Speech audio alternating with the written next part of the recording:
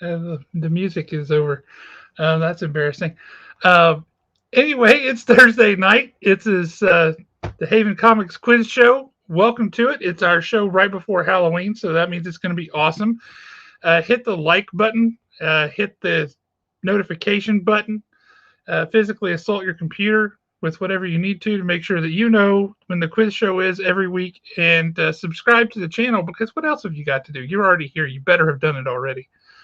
And if you haven't, I'm going to sick Alan Breedlove on you. So do that while this intro plays.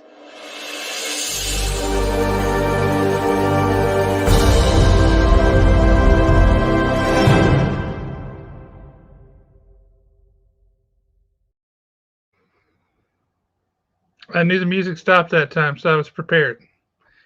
Anyway, my name is Josh. I am dressed up today as a comic book store owner. That means that I am overweight, have a beard, wear glasses, and will be acting like a nerd all night long. Speaking of nerds, I would like to introduce my fellow host, Mr. Jeremy Brunat. How are you? Whoa. Are you the devil? What is this? Honestly, these horns are a little much on the show. His horns are a little smaller. They look a little more cattish, where mine do kind of look devilly. So, are you supposed to be a cat? I'm been the human. Adventure Time, the best show on TV, or ever has been on TV, including MASH. So, high bar. Wow, that's. Are you sure? Have you tried going back and watching it? What's your favorite show? My favorite show on TV? Yeah, favorite show. Hey, that's a hard one. If I had to try and pull down to just one single television show, I don't know that I could do it, if I'm honest. Well. Best one that ever kind of went start to finish and had a very satisfying ending, I think, was Fringe. Fringe was really good. You've mentioned that on the show. Yeah, I've never seen Fringe. And I saw Adventure Time as an adult, just to answer your question. I watched it with my That's daughter. what I was wondering. Because I think the G.I. Joe cartoon was amazing, but I have gone back and watched it, and it's like, wow, that's... It's hot trash, for sure. It's not great. I used to watch that as a kid. And I don't know that it's for me as an adult. But, yeah, anyway... Hey, in the fans, audience, whatever, let us know. Does Adventure Time rule? If it does, I want to hear it. If it doesn't, shut up. So, how are you doing, Josh? I like the way you're just specifically asking for an echo chamber for your own thoughts. Yeah, that's the internet. Just say what you want. That's good. That's what I. Well, let's see who all we got here in the show so far. Cracking in with the first comment of the day at 9:13 a.m. is Tots. Way to get in on that early, Tots. That man is committed. Owen, he's asking, Rocky Road? I don't know. Oh, and it's also trying to prime the pump by telling people that the questions are probably a little bit harder than normal tonight. Does that mean they're Alan Breedlove hard, or are they Tots hard? I don't know what that means on the scale, honestly. We got Spider Girl 42 in the house. How you doing, Spider Girl? It's awesome to see you. Oh, and Owen is also reminding people we have 3 bonus questions just for the audience last night, like we did last year for Halloween. So yes, there are more questions just for you guys. Jeffrey Middleton in the house, our favorite lawyer. How you doing, Jeffrey? Nick, so glad that you're no longer permanently exiled because Jeremy hit the wrong button. I say that, and then you come out with this stuff at me, dude. Not cool, man. That was not necessary. I don't know why you felt the need to do that. Piling on. Andrew Louie in the house. How are you, sir? Good to have you. All right. Todd is saying the vid quality is poor for everybody. We're asking if it is. I don't know. How's it look on your side, Jeremy? Everything's good on my end. But hey, it might be me. What do I know? It's been stormy all day. It has been stormy all day. MASH saved the chicken. That's exactly right. MASH was a great show. It was a great show. Spider Girl 42, appreciate your sword in the back. Thank you. I'm getting texts that my video quality is okay. So that's good. So it's just you, Tots. Dude. Are you saying that because you were watching it alone or with the Mary Jane or what? I don't know what you're trying to say there. Let's see. Geraldine, your mom says that's justified. I think she means you're justified in your strange opinion about Adventure Time, but I may be wrong. Justified is it's a good show. Oh, she's saying Justified the show. Mm-hmm. Gotcha. I've heard that's good. It is a good show.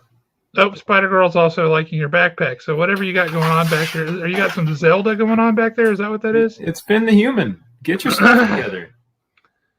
Hey, you don't have to like it, but you gotta know what it is. Coordinated Adventure Time effort. I got you. It's a costume. Have you heard of that? It's Halloween. Well, most people wear their costumes. They don't use them as background setting. So, no. Owen liked Fringe. The last season he didn't care for. If you want to go by shows that do that, as we talked about last week, Game of Thrones. Kim Doe Middleton says Avatar: The Last Airbender. Yep. And yes, that is a sword behind him. He's planning to do some cartoon surgery later. Mm-hmm. And that's what he's using for a scalpel. Oh, look at that. He's asking to hit the like button and to share it with 2 of your friends. And if you don't like the show, share it with people that you don't like. That's okay. Share it with people that have a good opinion of things and like things that are good. People that you dislike what they like, share it with them. That's true. That's true. Because we argue about that. We got Ryan in the house. How you doing, sir? And Kyle. How you doing? Right? I don't know. It's the white horned devil. Maybe he's an owl. That's what it is. He's a horned owl. Me? Yeah, you kind of look like that. There you go. Christine likes your costume. See that? Somebody with good taste likes what I'm doing. Tell me Christine has bad taste, Josh. Logic trap. Let's move on. Let's say that's not cool. Okay, this is true too. That's a good point, and I agree with you, Nick. He does look like a character from Little Nicky. You're not wrong.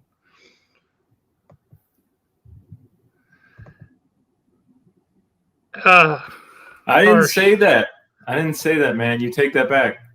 I thought we were besties. I liked it. It didn't bother me, so maybe it's just me. Star Trek Deep Space Nine. That was a good series too. All right, now we've got everybody that is here so far. We've contacted in the chat. Looks like we got a fun crew here tonight, and they're probably ready to start in on some prize winning. But we first should introduce our guest for the week. What do you think about that? I'm into it, as long as he doesn't hate my costume as much as you. In other words, get him out of here too. This is the best show of all time. All right. Tonight, we would like to introduce you, if you don't already know him, to, and I mean this sincerely and with every fiber of my being, this dude is the most Halloween person I've ever met in my life.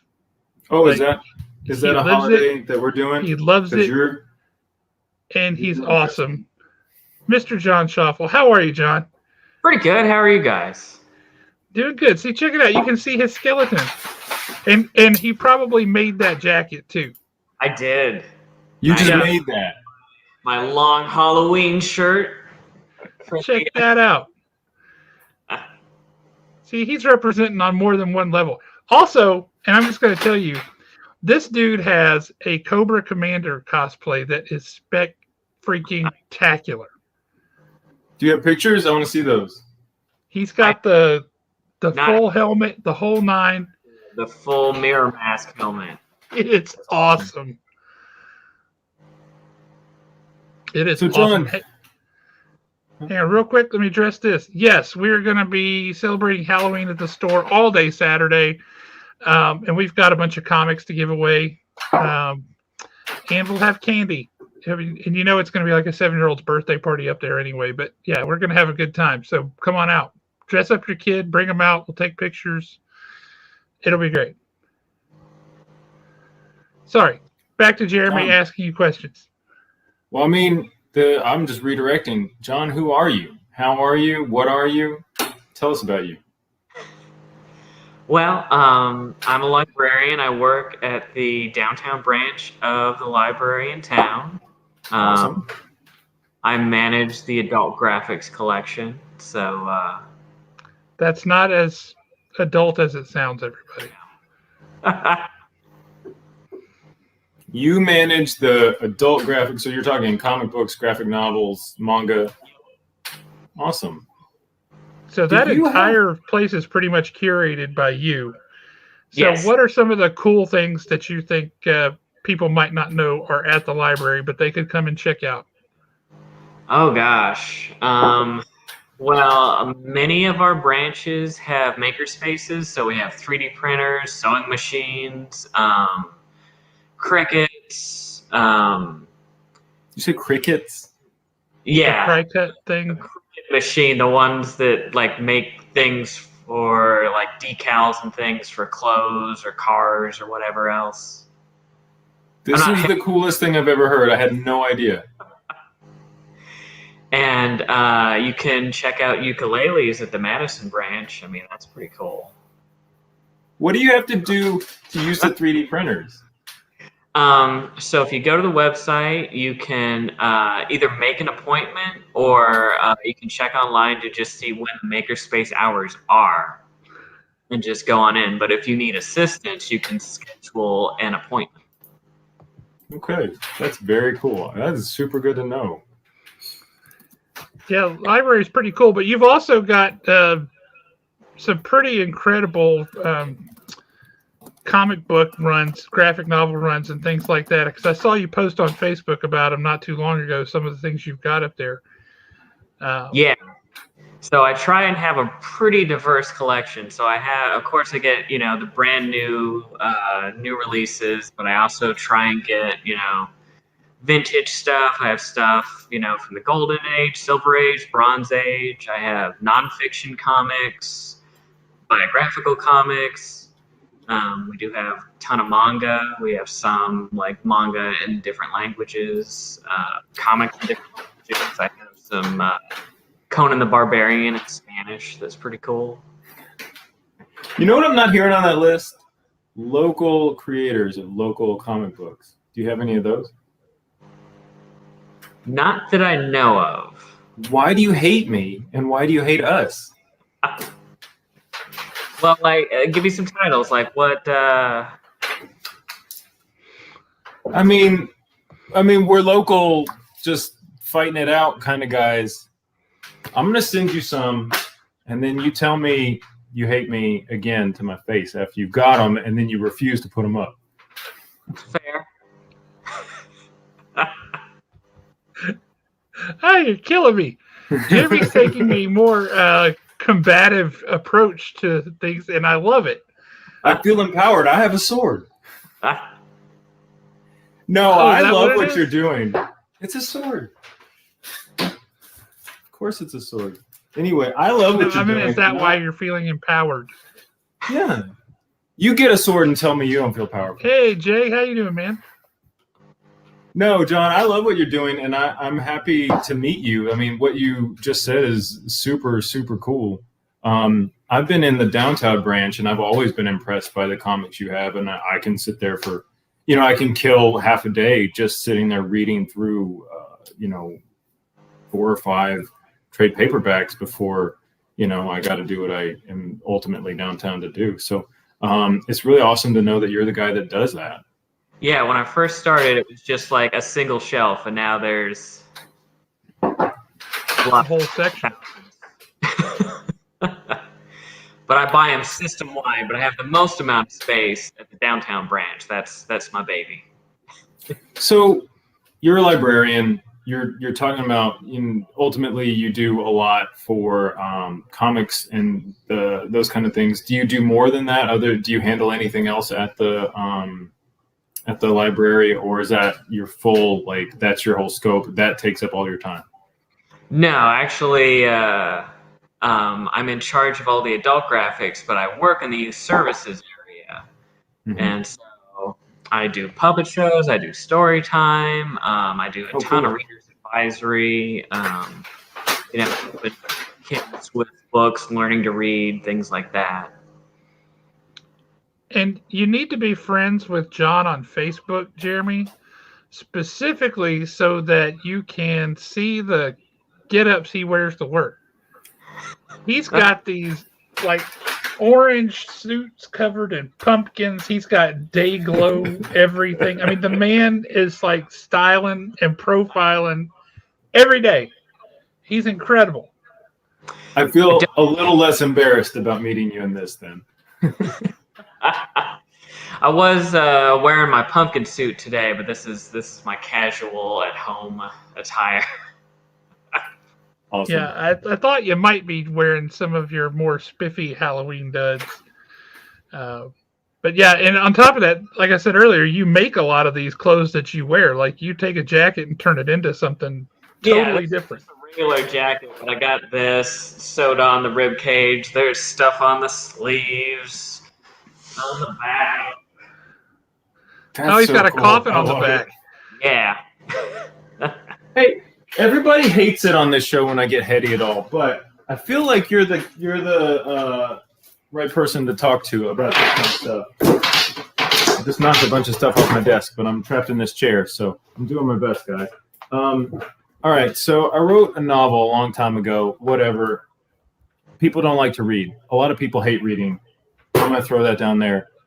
But the thing is, like, if you do something, you got to meet your audience where they are, right? So I took that and I made a comic book of the first chapter of it because I wanted to, give it a voice. I wanted people to be able to look at what I had done and see, like, in their own kind of voice, here's, a breath of this thing that I did because it's worth it.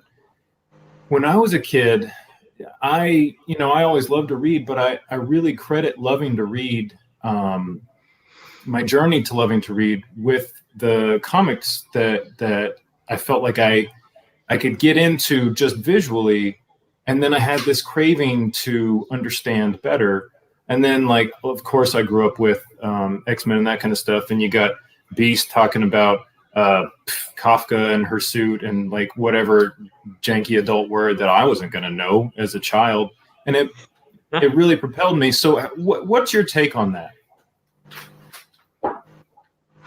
Well, now especially, it's a lot different than when we were kids. There's a lot more comics available for kids that are geared towards them. They're actually doing a lot of adaptations of, like, regular kids books we read, like, Babysitter's Club or, like, Bailey School Kids. Mm-hmm.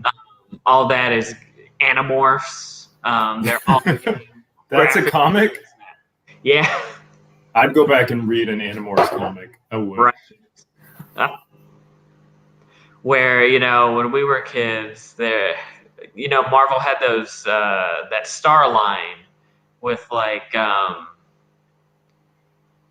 Duckula was there. I'm trying to think, like, Heathcliff. Yeah. Yeah. See, that's an odd one to me because the very first comic book I read when I was 8 years old, and everybody on here's heard it a million times, was X-Men 133, Wolverine Alone Against the Hellfire Club. Oh, man. That's an 8-year-old book. Definitely not written for me, for a kid, but it didn't matter. I understood enough, and I was looking at it, and it made me want to look up and learn more stuff. So it helped me grow up rather than just trying to say, here, this is for you. You stay down here and read these little things. Yeah. I appreciate something that's more challenging and that has more depth to it. Yeah. And something I've read about the difference between a lot of the way, say, British literature they write for children versus the way American authors tend to do it. In British literature for kids, they talk to kids. There are some stories about kids. They talk to kids, not at them. Not at them, not down to them. And Americans we have to dumb it down because it's for the kids. You don't have to dumb it down. You don't have to do that. Right. Kids can handle it. And that's why it's almost universally better stuff. I mean, look at The Lion, the Witch, and the Wardrobe, for example. Oh, yeah. And that's versus like crazy. Yeah, and it's got depth forever. Yeah. Way different than this stuff that's let's just put the kids down here and leave them. It drives me insane. Yeah. That's another thing that's really good about Adventure Time. Takes off. There you go. Mike says he learned the word harbinger from a comic when he was 13. My buddy Matt Cuthbert, who opened Haven with me, it was his idea. He got at least one word right on the SAT because he knew that word from comics. Man, what Beast said in the X-Men comics, that's like they took the SAT test and were just to cut out all the words and we're like, where could we put this? Yep. Yeah, my first comic was I couldn't tell you the exact one, but it was probably a Spider-Man. And for years, I only read Spider-Man, and then I only read Marvel, and then I only read Marvel and Batman, and then Marvel DC, and I would just read everything. Which is fantastic. Yeah. See, that's the good stuff right there. I love it. John, I like you. Oh, so I'm gonna be easy on you. I'm pulling a question out of my app, Truth or Truth. Hundreds of invasive questions, guys. It's totally free and it's ad supported, but nobody uses it, so they don't put ads on it. So it's completely free. So go download it. Let me find you a good one. No, these are depressing. I gotta go with some humdingers. I got to go with this one because it's Halloween. What Halloween costume are you most proud of? And you can go with any costume. I know we just heard about your stellar G.I. Joe costume, but whatever comes to mind. A couple of years ago. You were Beetlejuice? Yeah, I was Beetlejuice. I had the face paint and everything. And I was complimented by Mr. Peanut in it, the actual Mr. Peanut, because the Peanut Mobile came to the library, and the mascot, whoever was in the Mr. Peanut costume, complimented my outfit. So, praise from Caesar. I'd be proud of that too. That is pretty spectacular. I totally dig it. That's excellent. Well, let's say we show off our prize cam prizes for the night and then start asking some questions. Sounds good to me. Let's bring the prize cam on. We have the best prize cam in the business, John. So the prize cam's set up. We have some great prizes for you guys tonight and also some stuff. Who knows? You might not like it. So we've got some stickers. We've got a ubiquitous sticker pack, but we've got some additions here. We've got the Blurred Syndicate. We've got some Two Brothers comic stickers. You can have some Haven stickers and My Little Demon. You can win a gift card to Haven The way you Comics. just said My Little Demon made me think of My Little Pony, and it was just a totally different thing. That sounds like a good property. Get that one rolling. We've got this beautiful Jack and the Beanstalk. What is this? Jack and the Beanstalk. What are you talking about? No, it's the Halloween thing. Nightmare Before Christmas. Jack Skellington, yes. Yes, made by Christine May. Thank you so much for that. We've got 11. That was donated by our friend Alan Breedlove. You've got some great comics. I tried to hit a real Halloween theme. We'll see those later too. We've got our ubiquitous Feely things tonight, our gelatinous Feely things, along with. It looks like a Predator comic behind Vampirella. Is that a Predator book behind her? We got Predator. Yes. We got Walking Dead. Oh, we have some in-action figures. We've got a comic cloak from Andrew Louis. We also have a crossover sketch cover. I know I've been trying to go funny with those, and you guys haven't actually even seen the funny ones, but I just brought a little bit of heat on that one because it's Halloween. And then, Josh, you tell us about this. That's The Death of Superman, signed by Tom Grummett, the artist. Tom Grummett is an awesome artist who really hit his stride back in the early mid-90s. Just a really cool dude, too. And I love where he placed the signature on the bag. That's just a cool one. So glad to have a good Tom Grummett signature. I appreciated that. I didn't notice it when you handed it to me, but we were putting it up there today. So he signed the bag. It is still completely unopened. Right. So I think that's really awesome. All right, so that's what we have. Oh, hey, Erin's in the house. How you doing? She's correcting you vehemently on Jack Skellington. Christine wants to know if we get to see Rowan in her Halloween costume again this year. I don't think that's going to happen tonight. Rowan was not having it today. So we did go to the Botanical Gardens. We were all dressed up as Adventure Time. She was Princess Bubblegum. So yes, that book is still sealed up and signed by Tom Grummett. Owen says after hearing John talk for a little bit, he thinks he's going to do very well tonight.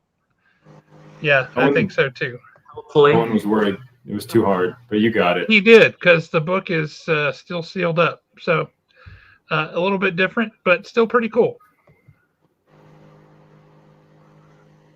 Is that yes, sir. With Cap? Yeah, that was Dracula fighting Captain America. Erin answered your due decimal question. Erin spent plenty of time working in a library too, so she can tell you. All right, so John, we talked a little bit backstage. Boo to the book, the signed bag. We're sorry, I can't control it. That's what he signed. I think that's cool because, like, it's just inside has never been touched. Nobody's ever read it. So, and it still has the armband in it. It's a unique artifact. What's an armband? I don't know what you mean. So if I remember correctly, inside that sealed thing, there is a Death of Superman memorial armband. Well, yeah, you were supposed to wear it around in public to let people know you were sad about Superman dying. I'm pretty sure 0 people actually did that. Right. Yeah. I'm wearing this Finn the Human hat. I don't think I would have did that. So, all right, guys. So you're not a real fan. Hey, guess not. Not of Superman.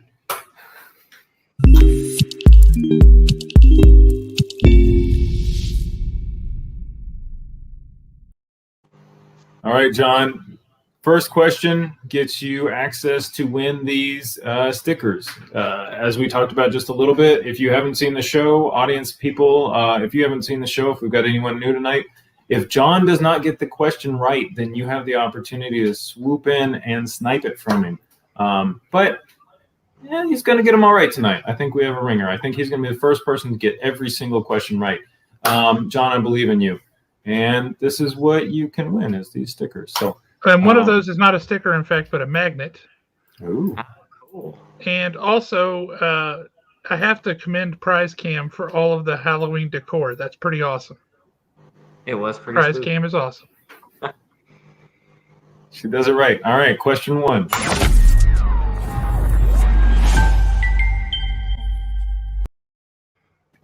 In what state is it illegal to be dressed as a priest, nun, or other clergy members for Halloween? Oh, gosh. That's a weird one. That is a weird one. I know there's a state where it's illegal to walk over bridges backwards after sunset. There's also a state where it's illegal to put an ice cream cone in your pocket. It's like that made it onto law. It wasn't just a dumb idea. It's a law. There's like whole books of just like random laws that people have thought, and you're like, what instance happened where this is a law now? Right. Or were they sitting around thinking about the dumbest things they could? Right. John, I feel like I heard you spit out an answer. I did. I said New York. Okay, is New York the dumbest state that you can think of? Is it the worst of the worst? Well, I wouldn't say that, but... Okay. All right. You want me to make some enemies for life tonight? It's Alabama. It's Alabama. So on Sunday, John, dress as a priest just to know that you're breaking the law and getting away with it because literally no one knows that or cares. Yeah. Well, I was raised Catholic, so if I did that, there would be some nuns waiting for me in the parking lot with rulers. Okay, then dress as a nun. But yeah, hide amongst them. And then carry a ruler. It'll be great. All right. I did see the right answer pop up a couple of times before I excitedly yelled the right answer. So let's go find who said it first. I feel like I see it is right under prize cam as everyone's favorite. So Josh, check me on that before. I agree. That's the first one I see as well from Kim Doe Middleton. Kim, congratulations. Kim is awesome. All right. Kim Middleton swooped in for the first prize of the night. And for those who keep score of such things, I would like to point out that that was from Facebook. There's an ongoing feud that the people on the show have created amongst themselves between the YouTube people and the Facebook people, because this is simulcast on both. Okay. And so they can then send their answers in on both. So what we see is the aggregated answers from both platforms, but they argue among themselves as to which one's better. Yeah. Mostly YouTube argues that they're better, and Facebook is typically silent. Although I say that, and I could have sworn I just saw a comment that was, yeah, here we go. Woohoo! Team Facebook. Yeah.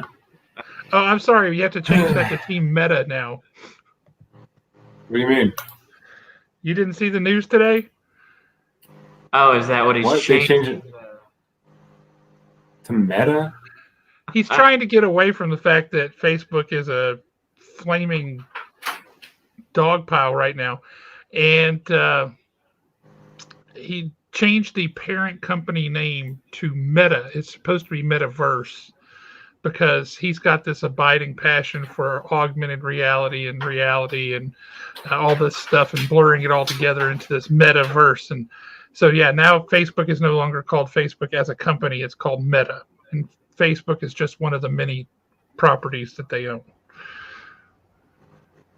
Well, that's dumb. Your face tells me exactly how you feel about that. Yeah. Yeah, hey, that's pretty nuts. You know what I forgot to play because today is our Halloween episode?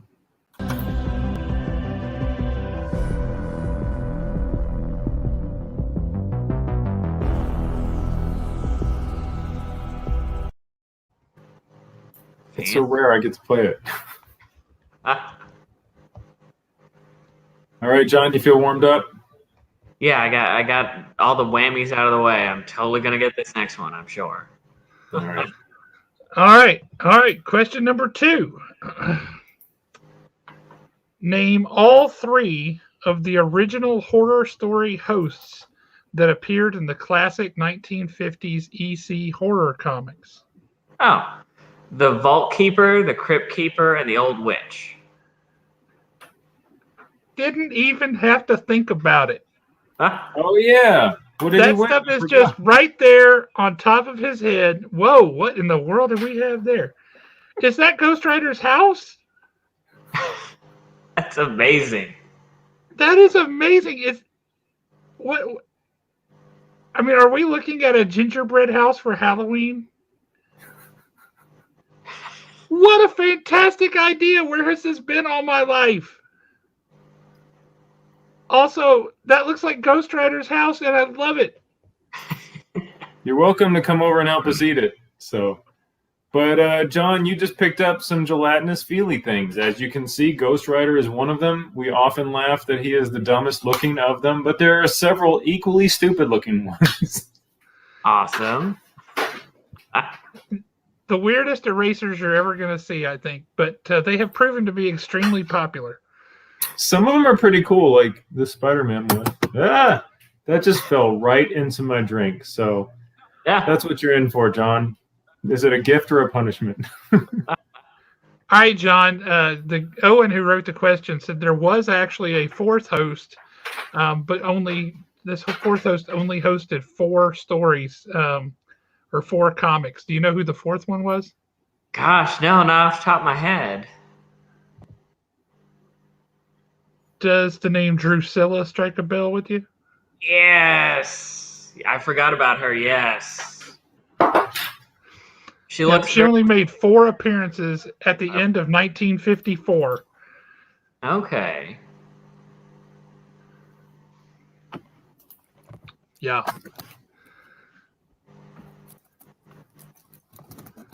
All right, so John, as predicted, you got all the whammies out of the way. You are ready to just start clearing house, taking names. I don't know. I see what you did there, Spider Girl 42, and I approve. The Ghost Host is the best host. Love the Ghost Host. Are you a big Haunted Mansion guy, John? I am. I have not seen the Muppet Haunted Mansion yet. But man, I need to. It looks good. I finally got to watch it, and it's pretty darn good. It is chock full of good Haunted Mansion stuff, while also being chock full of good Muppet stuff. It's a good mix. It's not perfect, but it's really fun. Yeah. You know, I thought we were going to get joined by our good friend Wyatt. He's here, but. It looks like the next question is. Oh, I'm here. Bring him on. It's not. Oh. It's not question 3. It's bonus number 1 though. So this is an audience only. In that case, no, bring Wyatt back. I'm here, and then I'm not. John, you don't get to answer this one though. So if you know the right answer, keep it buried deep. In that little jar that you just stuffed down in your heart. So okay, I'm gonna give away this Ghost Rider sketch. Hang on. Show that again. This is Ghost Rider, and I'm only half feeling this. I'm only half feeling this. So I think I'm also gonna give away. Let's see. All right. Venom or Black Panther? Yes. Yeah. Okay, but that's Venom is more Halloweenish, so let's go with Venom. Okay, let's go with Venom. All right. It's the he's a symbiote. You know what he is. He does his own thing. All right, so I'm gonna give that away too. So, question bonus 1: you get some Jeremy Bernal artwork. Cherish it, or just don't give it away in front of me, you jerks. All right. Here is the question. Mostly known for his prolific work at DC Comics throughout the 1970s, what comic artist was anointed by his peers as the all-time king of horror comics with his 1983 illustrated adaptation of Frankenstein? I'm going to hit some high points. John.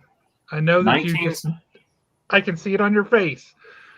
You of course you always know it if you can't answer. It's the 1970s is where he started, right? Throughout 1970s, he made an illustrated adaptation of Frankenstein. In 1983, he is the king of horror comics. Horror.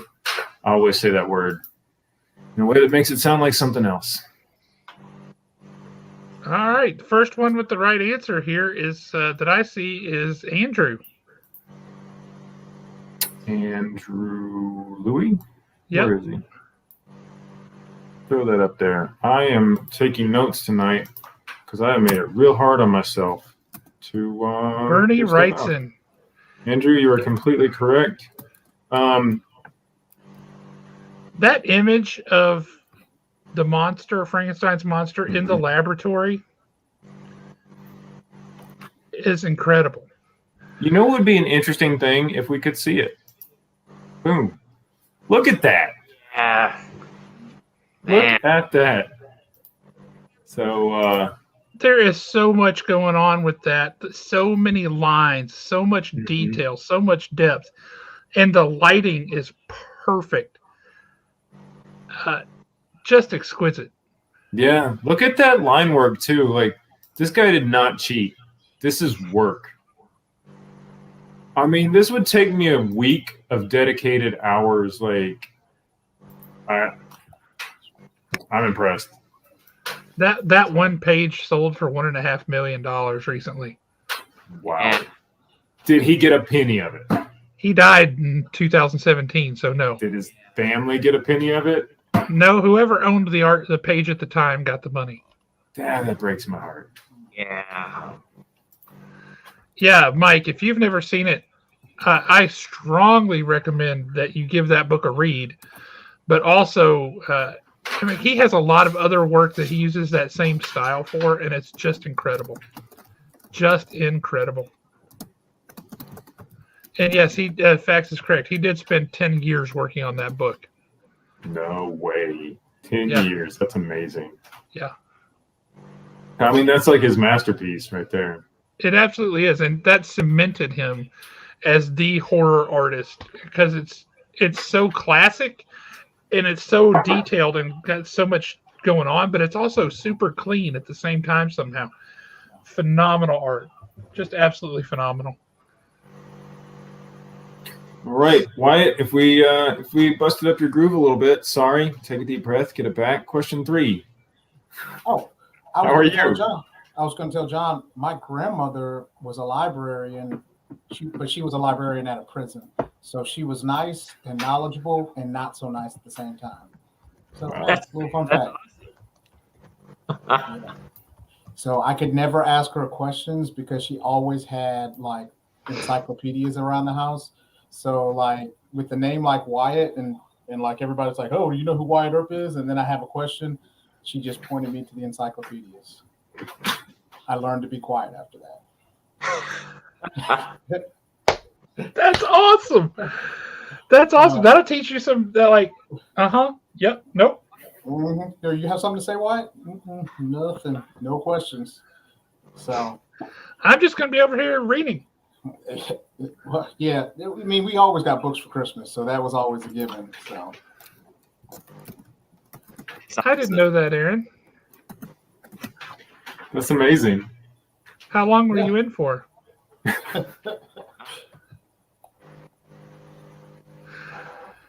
So Wyatt has given us an entire just crate load of posters, and they're scrolls to give away. Wall scrolls, yeah. Yeah, and I was looking at them. It's too much to show, or I'd give you guys a sneak peek. But this week, Wyatt with the Blurred Syndicate has given us a real treat. Yes. What the heck? So, don't people just know how to do that instinctively? You know, I mean, sometimes you can't stop it. Yeah, sometimes it's just there. It just happens.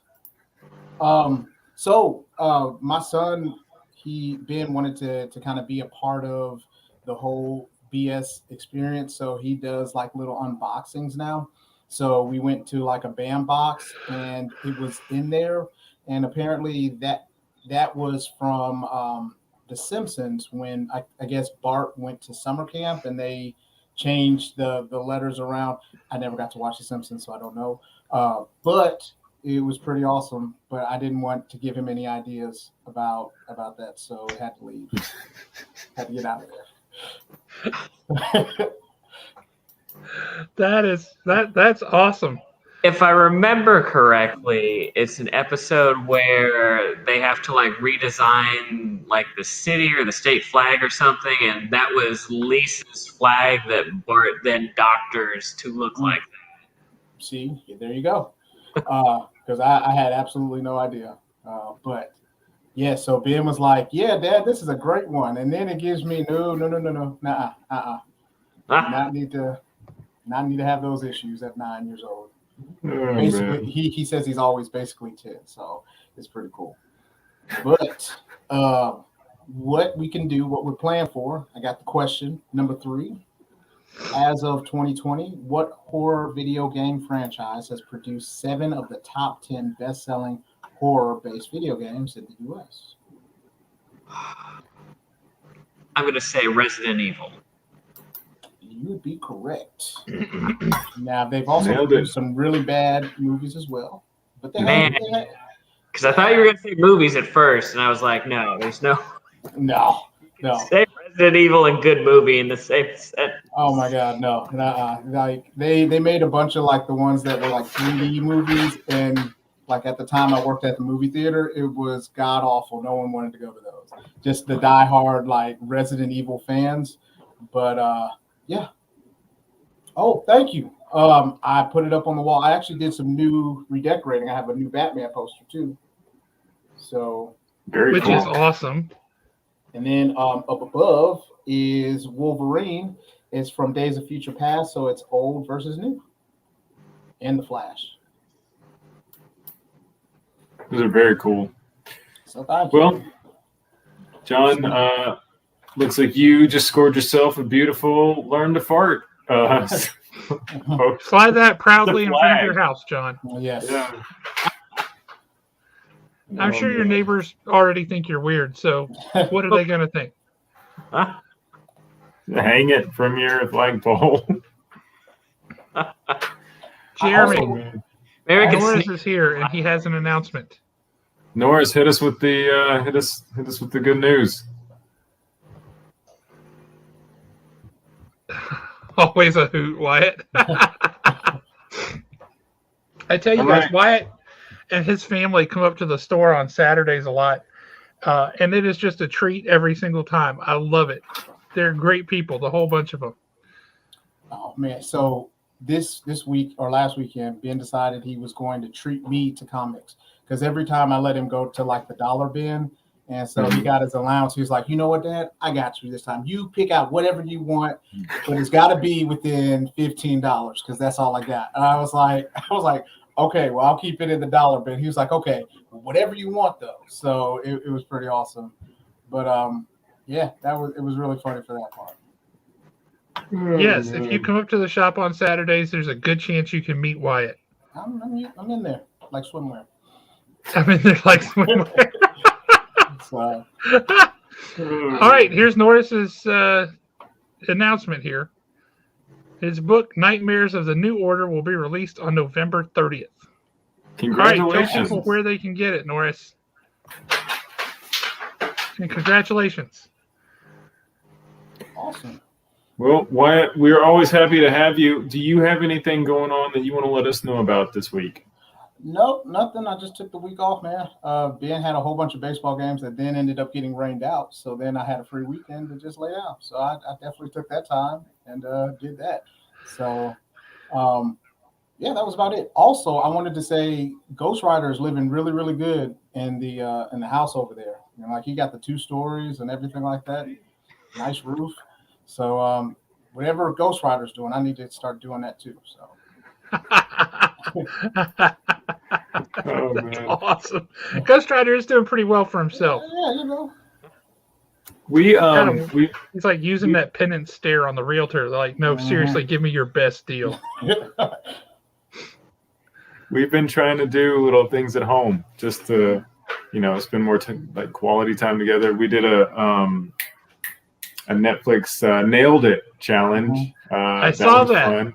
I saw your pictures of that. That was pretty cool. That kind of stuff is just fun. We're enjoying it. So try that stuff out. It doesn't cost that much, and it's fun quality time. So it occurred to me that you guys made those cakes or whatever those were, right? But aren't you all like gluten-free? Could you eat them? So on this thing, the little cupcakes came with the package, so we just decorated. And the people from the show were actually there to answer questions for us, like if we needed. There are only so many people they could answer the questions for, but it was fun, and our guys got featured at the very end, so it was a fun little thing. So I tried to do that with Ben. We did slime. It didn't turn out that great. Not that because he just got carried away with it. And then he was like, "It's Halloween, Dad." So I put the slime on my walls so that it could look like, spider webs. That is not what I asked you to do. You did not understand the assignment at all. So so that definitely took it out. But also, John, I know they have a lot of great activities even at the library, because I live down the street from the Madison library. So then they also have some great activities there too. Oh yeah. Yeah, I'm sure they're doing something cool out at Madison for Halloween. Tomorrow we have trick-or-treating all day at the library, and we have a puppet show at 10. So what's the nature of this puppet show? Who all is in the puppet show? Well, yours truly, of course, and we have some of the ladies from the youth department and the outreach department. Now, is one of those people going to be Mandy? Mandy is occupied. I know she loves the puppets. She does love the puppets. But no, she has something to do with our donors tomorrow, I believe. So slightly more important than me, I guess. No, I don't think so. You're doing the fun stuff. Yep, we're doing Room on the Broom and the little old lady that wasn't afraid of anything. Awesome. Very cool. Every time I hear puppet show, I think about Norbit, that Eddie Murphy movie. Yeah, Norbit. I haven't thought of that in a long time. That's the only time I think about it, because that puppet show was hilarious. No. Well, see, now I have Team America World Police stuck in my head. Yeah, that's what I think about when I think about puppet show. I mean, those were marionettes, so that's different. But they don't let us do a saucy puppet show.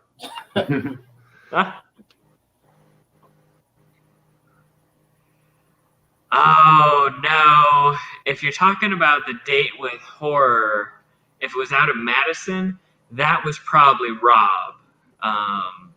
Rob would definitely be the horror guru out at Madison. If you ever see the library's blog posts, he does a ton of things for some of the cool horror movies that we have on our streaming services. Because with your library card, we have access to like 3 streaming services that have like a bunch of movies. New stuff, old stuff, like deep cuts. I think probably, Christine, we probably could get a puppet guest on the show sometime, and that would be pretty awesome. I kind of want to do like a whole Muppets show, quiz show sometime, because that would be hilarious. I think my Muppet would have to be like Sweetums. Just have to be enormous. I feel like that. I feel like we're starting to overcommit a little bit. I just said I would like to. I didn't say we were committed. Oh man, I'm gonna wear this hat, but that's it for me. That's where you came to the store dressed as Winnie the Pooh one time, so I don't want to hear it. I do wish he had put pants on, y'all. The prize cam was Winnie the Pooh. I was Eeyore. I also came one time dressed as BoJack Horseman. That was pretty fun. Awesome. I like that. And the prize cam was Princess Caroline. Andrew says that we should be Statler and Waldorf. I feel like we're halfway not too there. far off. That would work. I feel like maybe when we hit 500 subscribers. There you go. That's a target. That's a goal. Hey, Wyatt, we always appreciate having you on the show, so I do want to say thank you. I also want to play this super cool video. I never want to miss an opportunity to play this.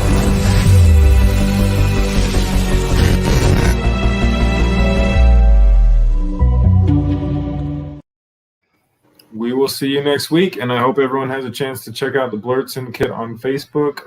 Wyatt, how do you get there? Go to facebook.com/jointhebs. Awesome. Well, we will see you again, and we hope to see our guests go over there and check that out. All right, you guys. Have a good one, Wyatt. All right. So does that bring us to question number 5? That's question number 4. We had that bonus question. Well, that's right. So what have we got on the prize for question number 4? Question number 4 is, this collection of. They're not all necessarily Halloween, but we've got some monster-oriented comic book covers. They're variants. They're pretty rad. Different stuff. Carnageized White Queen. We got Black Widow versus an alien, a xenomorph, and then we got Dracula versus Captain America. So a pretty fun little prize pack. Alrighty. So for those awesome variant covers, John, in the 1987 cult classic film The Monster Squad, which member of the squad actually kills most of the monsters all by himself? Oh, man. I cannot remember the names of any of the kids in the Monster Squad. Just talk through who the characters are. Maybe it'll come to you. Oh, gosh. Because there's like the teenager one. There's the chubby kid.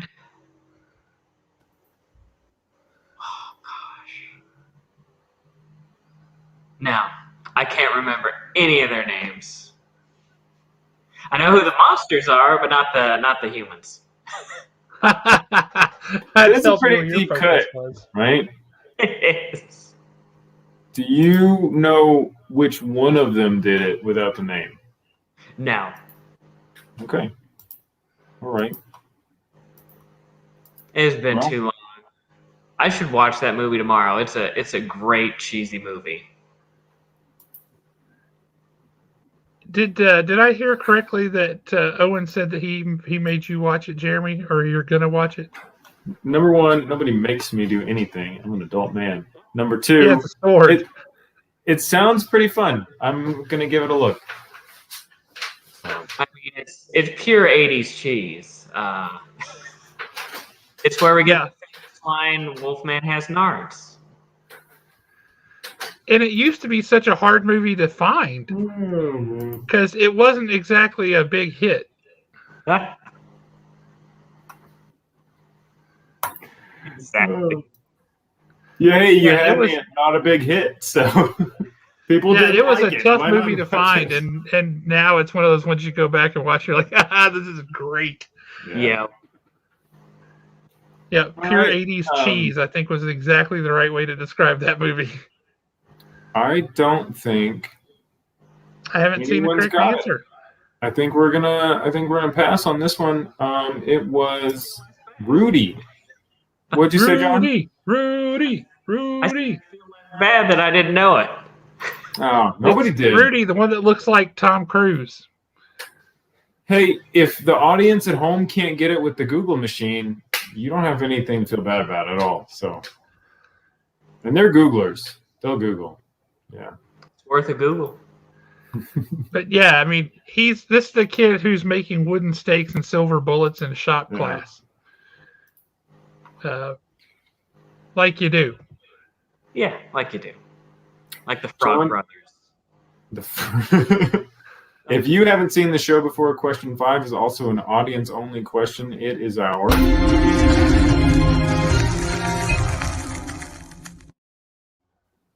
You're playing for $25 to Haven Comics. That is courtesy of Jeremy Renaud.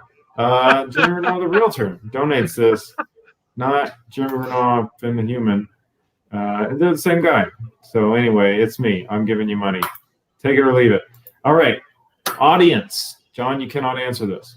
What is the unique feature about the Ghost Ship of Canada's Northumberland Strait? Ghost Ship of Canada. What is interesting about it? Hit me with some of those deets. It's the only Canadian ship that doesn't have an A at the end of the word. I bet that's what it is. I see caw when you post that. I don't know what that means. It means Canada, Canada, Canada. Oh. That's to go against whenever Nick puts his USA, USA, USA. I do see some right answers. I do too. John, do you know it? Just for fun. No. Josh, I'm seeing this guy. Is that the guy? Yeah, it's just like the cow. This cow be on fire. Yeah, it is on fire. The ship sails between the mainland and Prince Edward Island, and it's on fire. Huh. It's been doing it for 200 years. Nothing never gets put out. I do see an interesting one here. It has ghosts. Nope. It's not a bad guess. It's the only ship that runs on syrup.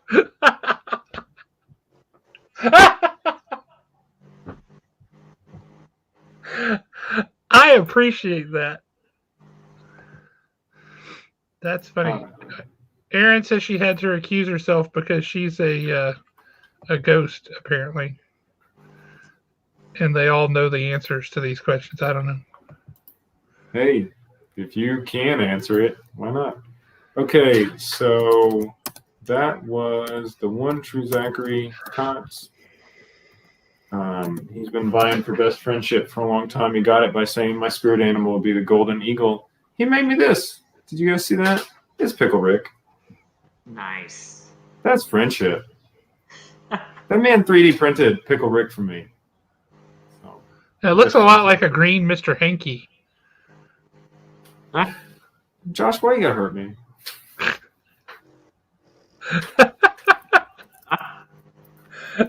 Do you really want to hurt me?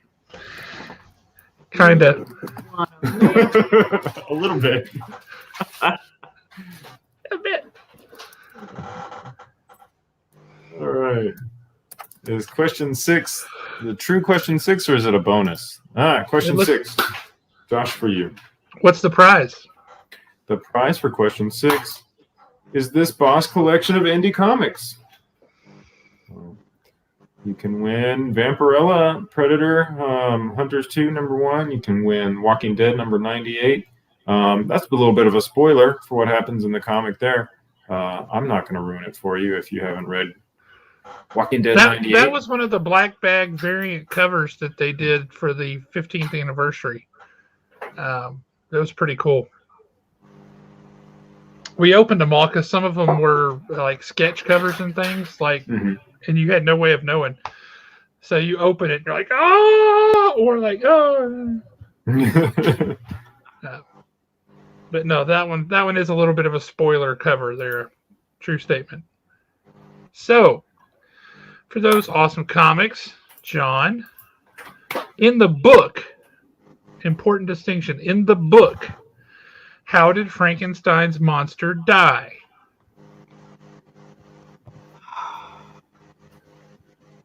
Man, I have not read Frankenstein in a while. Talk through the end of it. What happens at the end as things are spiraling out there? Does he drown? Maybe. Does he? Maybe metaphorically. Man. He does jump off of a boat into the Arctic Ocean, so presumably he drowned. Yeah. Mike, I'm not putting your comment up, but it's pretty funny. I just saw it. So yes, he drowns.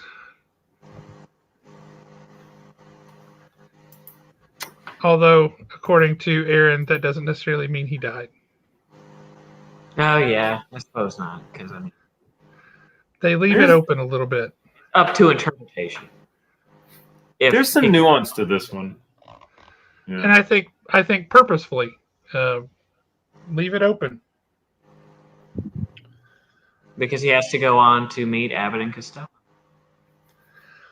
That's true, and that is one of my all-time favorites. God, that's a great one. Abbott and Costello were geniuses. Yeah. So, hold on. John, did John get that one? Yeah. Okay. Because drown is... For all intents and purposes. Okay. As far as we know, that's how he determined the fact that he went into the... into the Arctic Sea at the end. That was how John saw it. Because you never see whether he lives or dies, but the question was, how did he die? So, John, presumably he drowned. I might have spaced out just a little bit because I got like 4 other things I'm trying to float for the show. It's all show-related stuff. I'm just keeping track of prizes and that kind of stuff. So I'm going to be honest. Did you say that he drowned on purpose? I didn't say. I just said he drowned. But did he drown him? Did he drown on purpose? It doesn't matter what the intent was. It said, how did he die? Right. All right. Okay, I'll give it to him too. But he did do it on purpose. He was over it. He was like, what's the point? So I thought that was an important thing to add. Because the monster was the more human of the two. Right. Yes. Okay. All right. And that was for the indie pack. And then Alan Breedlove said in the comments that Image isn't indie anymore. But Alan, I would like to fight you because Image is not... Image is a vessel for indie publishers to publish.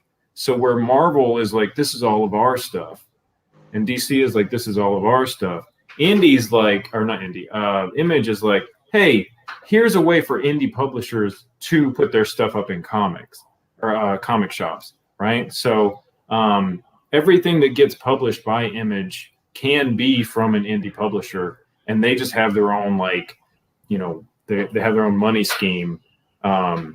So yeah, every time you see an Image comic, like, that is somebody who typically owns their product and they retain the rights to their product.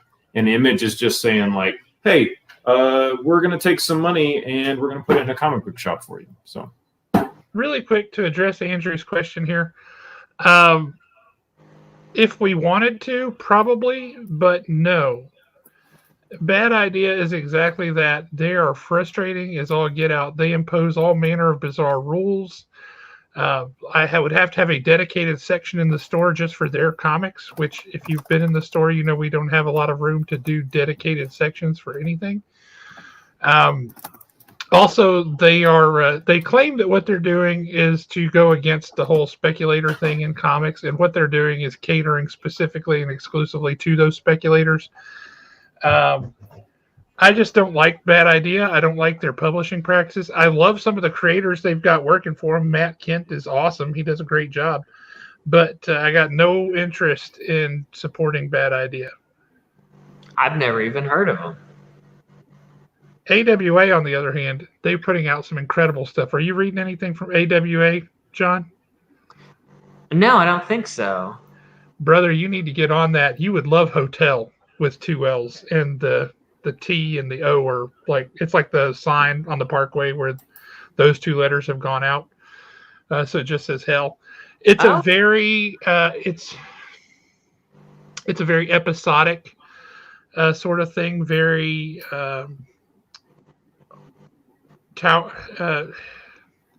Twilight Zone-esque. Okay. In that regard. Really, really cool. Really, really cool.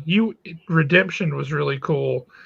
I tell you, the first big book that came out was called Resistance, which was about a global pandemic sweeping the world. And it was so bad that, like in China, they lit an entire city on fire with all the people in it to stop it. And that didn't work. And that literally came out the week before everything got shut down for COVID. Really bad timing. But yeah.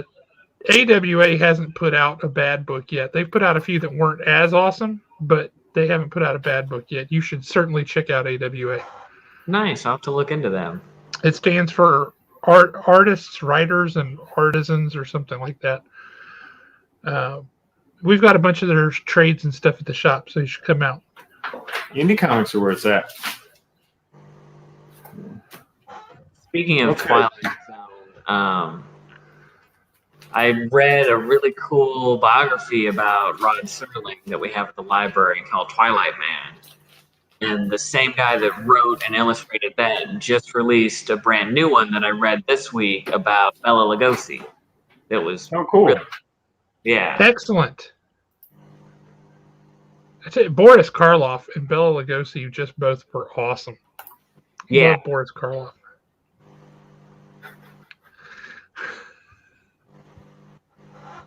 All right, we'll ask the prize cam if she'll show the house again. There may be a party going on in the house. We don't know. Or it might be a crime scene. Maybe both. It could be both. Maybe it's the Sanctum Sanctorum. That could be too. Graham Cracker version. Yeah, Out by AWA was awesome. That first issue. I don't know what the deal is with the title, but it was a World War II prisoner of war camp in the last days of the war, and the Nazis know they're losing, and they've been scrambling the whole war, messing with the cult stuff as it is anyway. But they finally get a hold of a vampire. Oh man, that sounds like a great premise. And that's the opening. That's book one. Did they really do that? Because there are so many stories about them doing that. What, messing around with the cult stuff? Yeah, like Captain America, Hellboy, where you... Yeah. I would like to read more about them doing that in real life. Because that's... that whole castle and what was it? Like the Brotherhood of Thule, and there's those rumors that Hitler had the spear Romulus. Yeah.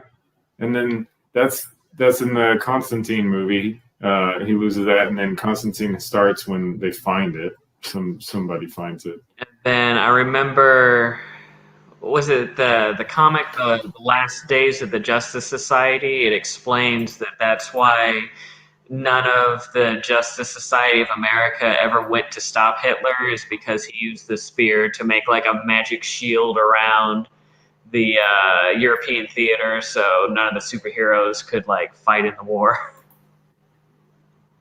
And that's why we had to send in Captain America. Yeah. That guy from Marvel can get in. Send him. Well, so question 7, I'll let you know. It is a real estate question, which means it is about a place, a specific place, a real life place, typically, sometimes fictional. We'll see what the question says.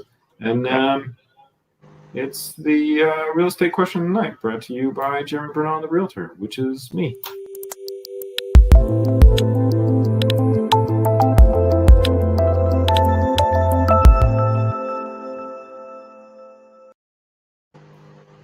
You're playing for this comic cloak made by Andrew Louis. He designed these to be a lightweight, kind of sleek, slimlined version of these fat boys that we used to use all the time. So this is the brick version, and then he's got the comic cloak is it's a fun new version. He made that. Andrew's great. And you'll see him in the comments. Andrew, let us know where we can buy those too, other than Haven, if you wanted to buy like a crate of them. Okay. So, the Frank Lloyd Wright designed Enos House in Los Angeles appears in Blade Runner as Rick Deckard's house and was the abandoned home claimed by Spike in Buffy the Vampire Slayer. But in what 1959 Price scary movie did it make its film debut? Also, those are not Crocs. Those are regular slippers. That was the Ennis House, by the way. It has 2 N's.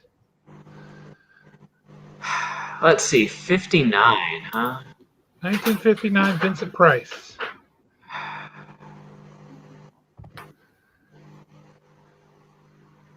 Man.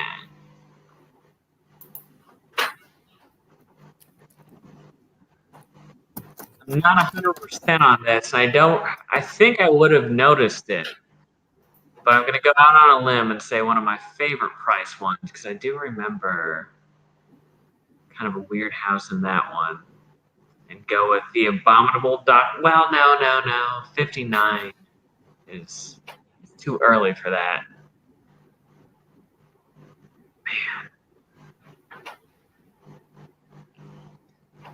So I would say the Abominable Dr. Phibes wasn't until the 60s. See, you're talking yourself through it. This is good.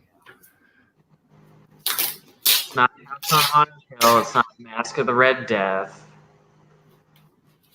And I think Madhouse came later.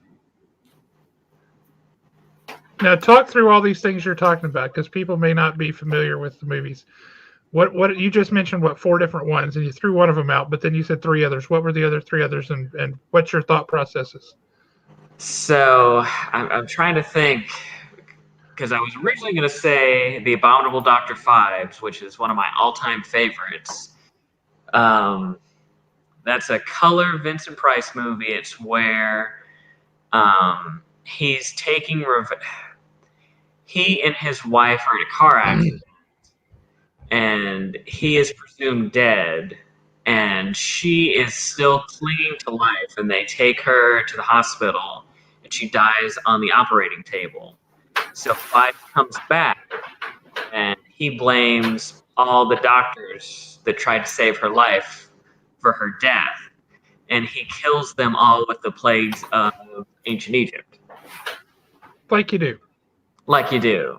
And he gets like Run DMC medallions with the Jewish symbol of all the plagues, and he kills them and puts the medallions on them. That's a pretty but you threw that one out, and then you said 3 others. What were the other ones you said? Oh, I said Madhouse. Madhouse was the last one I said.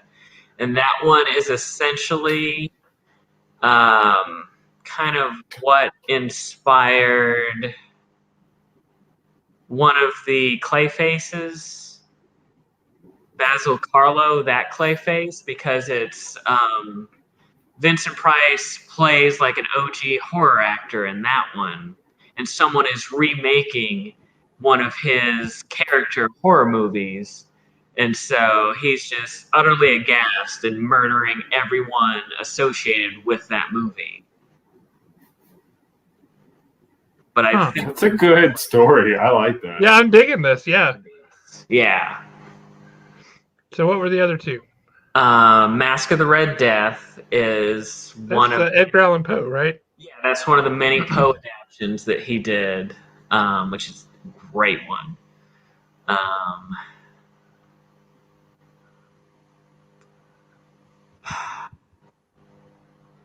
don't think it could be House of Wax either.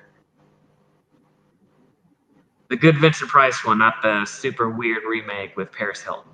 I was about to ask, but okay, yes. And that the original is in 3D, I believe, because it was one of those cheesy gimmick ones. I'm gonna just throw a random one out there, and I'm gonna say The Tingler. That's all right. I'm not allowed to be wrong. The Tinkler. All right, I did see some right answers in the comments. Now you did actually say the right answer at one point, and then you skipped over it. I believe the one True Zachary was the first one to get it. You see that too? That's what I'm scrolling up to. Yep. House on Haunted Hill. Really? Man, I did not realize that was that house. Yeah. So, I mean, it's a gorgeous, gigantic house. It is. Like, I mostly just wanted to establish that even if you didn't get the right answer, you knew what the heck you were talking about. Yeah. Because I know you know this stuff. That's a great movie, too, and that's another one of the gimmicky ones. When they originally released that movie in theaters, they actually had, like, skeletons on, like, a pulley system that would, like, come out during that scene in the movie to, like, scare people in the audience. I didn't give away the answer, people. I don't think you did. No, I don't think you did. I think you coached him toward the right answer, but I think John knows too much. That's entirely possible. Sometimes you got too many of the right things going on, and then you're like, but I know 18 Vincent Price movies that have the word house in the title right off the top of my head. Yeah. So before we get on to our next question, question 8, which chronologically should come, we're doing bonus question number 2. So this is just for the audience. John, of course, you're going to know it because you can't answer it. And we are playing for... This is a super beautiful Venom cover. It's a variant drawn by Pepe Larraz. I'm assuming I'm saying that right, but what do I know? Yep. And it's Crypt of Shadows. So it's beautiful. That was a great cover. To win this, audience, all you got to know is, in the film Scream, what is Randy's first rule to follow in order to survive a horror movie?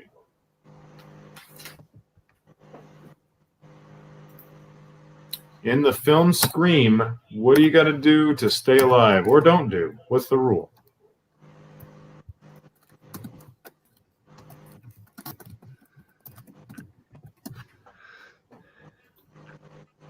Let's see if anybody's going to get this. I see a correct answer.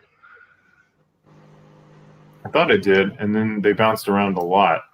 I'm looking for it. You got to respect the fonts. Don't scream.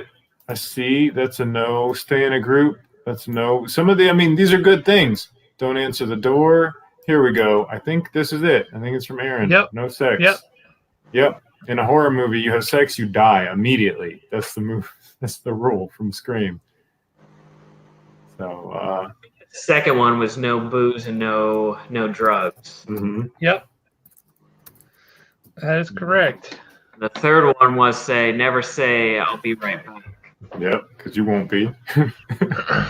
And then there are no rules. It was rule 4. Right. John, I appreciate that you just knew all of the rules.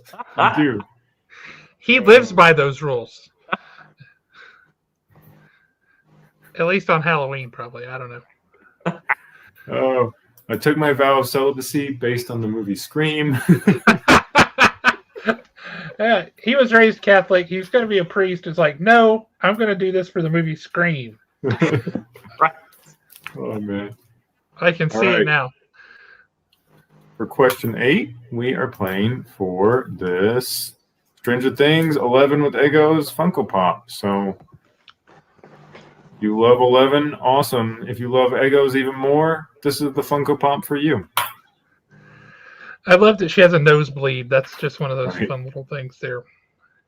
All right. Question number 8. As a Catholic raised, you may actually have some idea of this. Lord knows I never did. What medieval English Catholic tradition inspired trick-or-treating?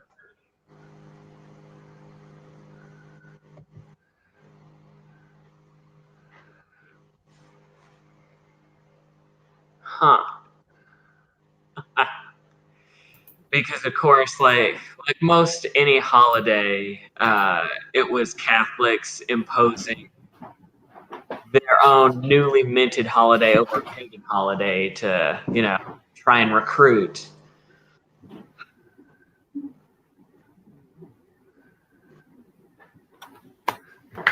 Yep. You're not wrong. I don't think you're wrong. No. All I can see is this picture. I can't read the words because I'm so stuck on this picture that Owen sent. Also, quick shout out to Owen. We've talked about him a lot. He writes all of our questions, so we got to say thank you. There is no quiz show without Owen. Just again. All right, John, I'll buy you some time. Instead of trick-or-treating, what did people do before that? What did they do before that, man? In the Catholic Church. So it's kind of like trick-or-treating reverts back to a previous pre-Catholic tradition, I think. The right. Catholic tradition, what did they do?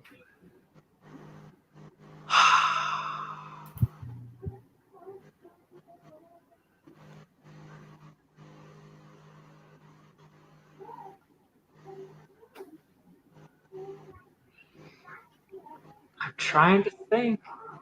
Well, what is the next day, or what is the next holiday there in the Catholic Church tradition? All Saints Day. It goes All Souls Day, then All Saints Day. Right. So you got Halloween, All Souls Day, All Saints Day. What activity might someone have done that would be reminiscent of trick-or-treating for one of those? It would be a feast day, so I mean, they would have bonfires, they would have feasts, they would.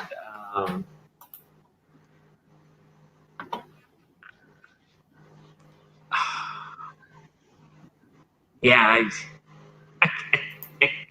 Hey, it's okay. Nobody has it in the audience either. This is a tough one. This is a real. This is a real up. This is the first one. Do you give up? I see an actual answer. Yeah. Souling. Yep. They would go door to door, knocking on doors and offering up prayers for residents' deceased loved ones in exchange for food or small soul cakes, which were little cakes specially made for the holiday. So they would be like, hey, you want us to pray for your dead dad? Give us a cake and we'll do it. That's So they were kind of holding people hostage. Heard of that? Yeah, right. Yeah. Like, how long do you want your dad to be in purgatory anyway? If you want to take that down a little bit, you'll give us a cookie. Right.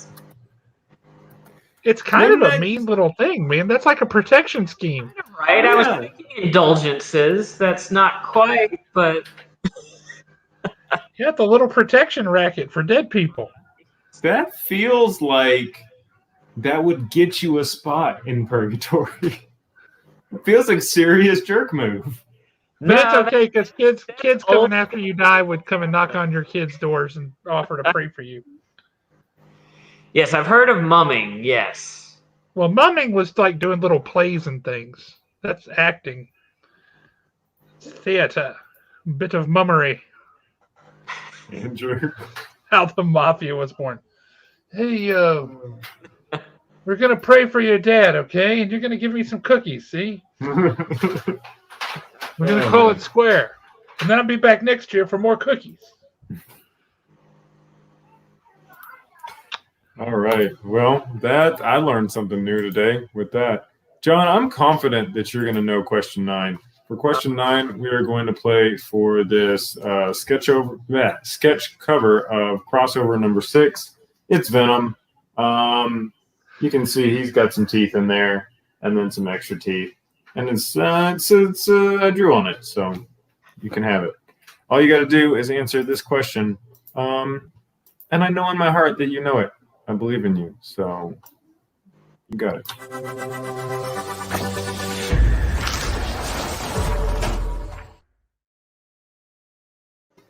In Batman Dark Victory, the sequel to Long Halloween, who does Selena Kyle confess was secretly her father? Carmine Falcone. I knew you knew it. I love he's just like, boom, it's just there, front of mind. I just watched the adaptation of Long Halloween. I feel like she said it in that, but I mean, I guess I can be a little different. I haven't read Long Halloween in a long time, but yeah. I got both those for the library in multiple branches, but for whatever reason, they don't keep Catwoman When in Rome in print. I don't know what they're doing. Yeah, that's true. Yeah. That's a really good book, too. I like that one. For anybody who doesn't know, just came out this week. Batman The Long Halloween Spectacular. Yes, this is a follow-up, people. You should purchase this. It's on the shelf at the store now. So what happens in that? I don't want to give it away. Yeah. Give me the elevator pitch. Also, who is it? I will say at the end, it says the end for now. ... To be continued in the long Thanksgiving. That's right. Well, you sold me. Is it Jeff and Loeb? Yes. Awesome. Well, then I want to read that. Yeah, it's the original creative team. I will say there is a scene with some trick-or-treaters coming to the door, dressed like Robin, which is amusing. You're like, oh, that's fun. No, it's good. All right. So, again, chronology would lead us to question 10, but we don't care about that. We're doing a quiz show. So you can win Doctor Strange Damnation if you answer bonus question number 3. This is the Javier, I'm going to say Garon? I don't know things. Garon? Correct me if you want. Aaron, in questions, our audience questions, whatever. Correct me. What'd you say, John? That sounds right. Okay. I like you. All right. What horror movie did Will Smith and DJ Jazzy Jeff spoof for a song in 1988, subsequently getting them sued by New Line Cinema for copyright infringement? Their song reached number 15 on the Billboard charts. So good. You know it? Yeah. Okay.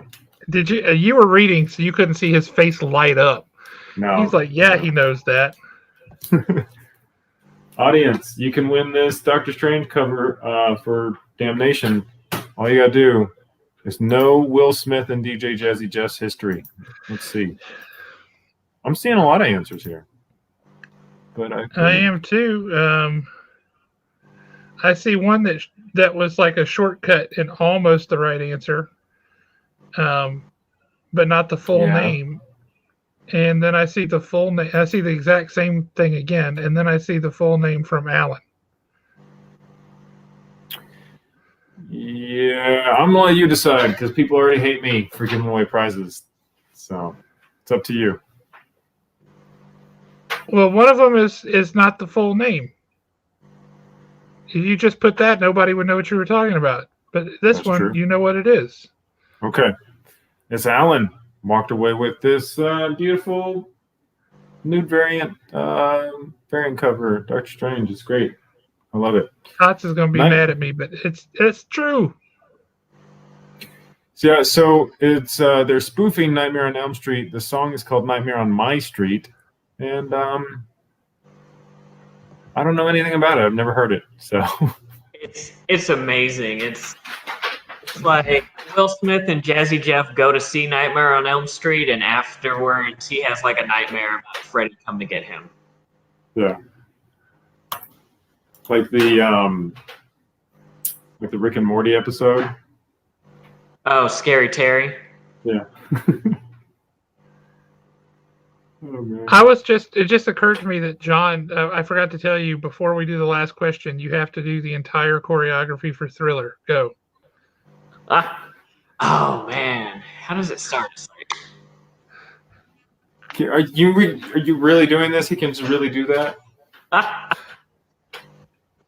No, I don't think I know it all off the top of my head. That was my favorite move. That was this one. Yeah, I mean that's the iconic one. Because it's the duh.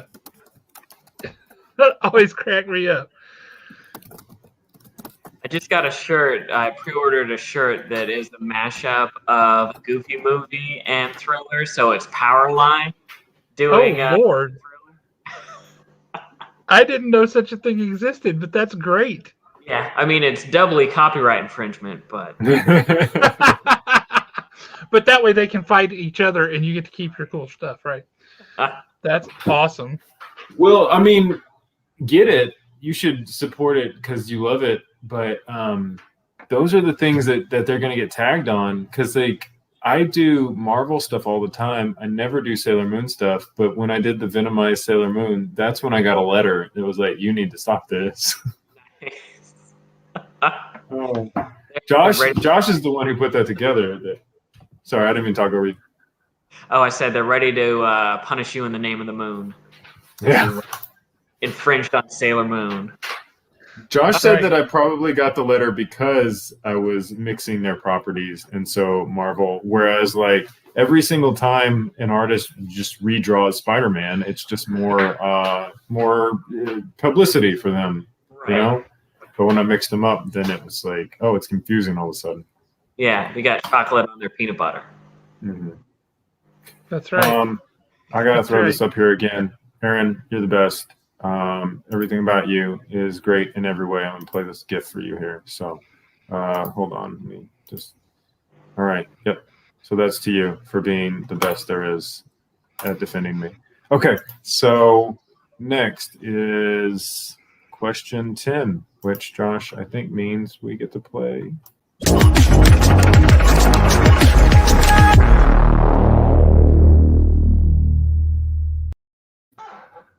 We're playing for this Grummet signed bag. You just signed a bag, and that's what you win. With a comic in it. Hey, we don't know. But you got to admit, I mean, that's pretty darn cool. It is pretty sweet. Pretty darn cool. I dig it. I think it's cool. All right. So for that awesome signed bag with comic. Maybe. In Beetlejuice, what is the name of the strip club that suddenly appears in the model town to draw his attention away from Adam and Barbara after they summon him? Something to do with fire. Because they're foxy devil demon ladies. I can see like the neon fire sign. What would you call a fire if you weren't calling it a fire? And it was really hot. Yes, it was Inferno something, right? I don't know. I don't know anything. I don't recall if it was punny or not. Is it Dante's Inferno? I don't think so. Is it? You got to tell us. Is it not? Is it? Is it not? Now let's go with it. Let's go with Dante's Inferno. Josh? That's correct. Nah. I wasn't sure if you'd know that one because it's such a little throwaway moment in the movie, but there it is. Yeah. Yep. Dante's Inferno. And so Owen has Dante's Inferno room, but I mean, you got it. Yeah, Dante's Inferno. Congratulations. You're killing it tonight. Zachary. I'm sorry, man. I am. So that's pretty awesome. I have been keeping track of the prizes all night long. John, what's your last name? Schafel. You spell that for me? Schafle. Okay. And awesome. what is your mother's maiden name and your social security number? Oh, you're entering me in to see if my social security number's lucky. yeah. We also want to check and see if maybe you have an up-to-date auto warranty. Yeah. You've been trying to reach me. I don't even have a car. We've been trying to get a hold of you for so long. That's what this whole show was about, John. It's a long con. Oh. So, the prizes for tonight are Kim Middleton won the stickers. John, you won the gelatinous feely things, and Christine's beautiful Nightmare Before Christmas bag with Jack and Beanstalk on it. I have bag and balls written. I'm going to leave it. Whatever. And then, Andrew, you won the Venom sketch and Ghost Rider sketch. John, you won the Learn to Fart flag. You do what you want with that. Nobody won the Marvel pack. The Canadian question went to the one true Zachary.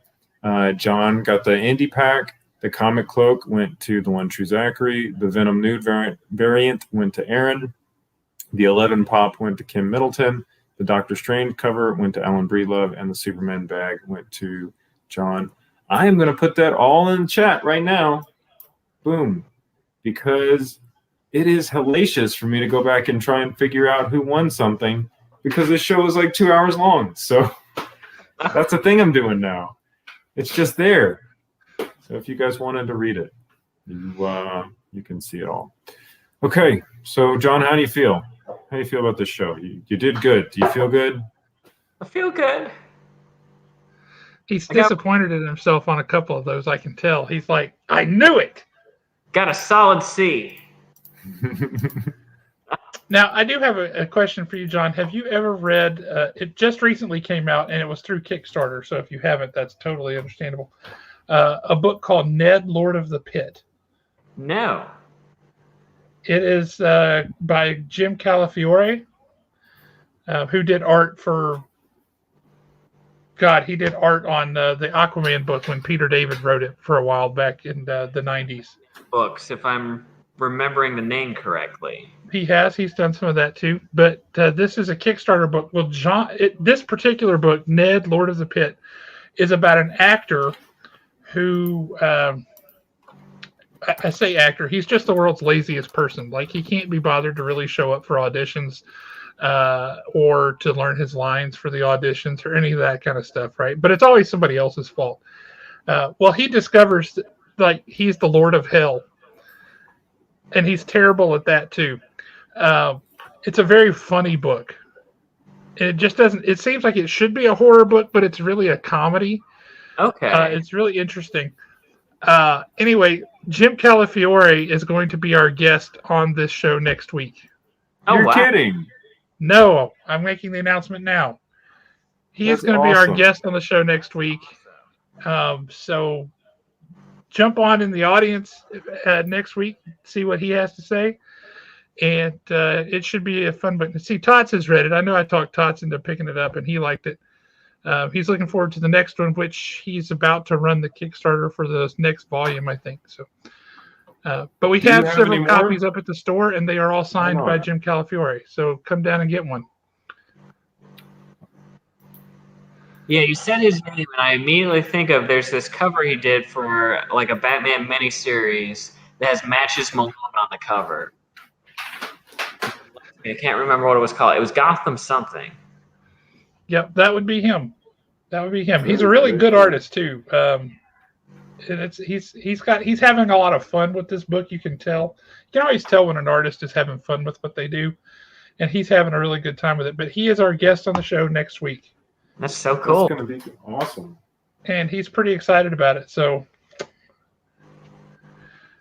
looking forward to it. Well, guys, as always, thanks for hanging out with us. John, thank you so much for coming by. It was really nice to meet you. I'm excited now to know you exist. So thank you for the job you've been doing. You've been doing it well. You're good at it. So. He makes the library a very cool place, I will tell you that. And we're glad to have you in the Huntsville community. So glad you moved out this way, and glad you're contributing the way you are. It's pretty awesome. So we appreciate you and what you do, and we're glad you came on the show. It was a lot of fun. Thanks so much for having me. I really appreciate it. I had a lot of fun. Awesome. Well, thank you, everybody. We will catch y'all next week. And like I said, Jim Calafiore is going to be our guest, so definitely tune in for that one. Have a good one, guys.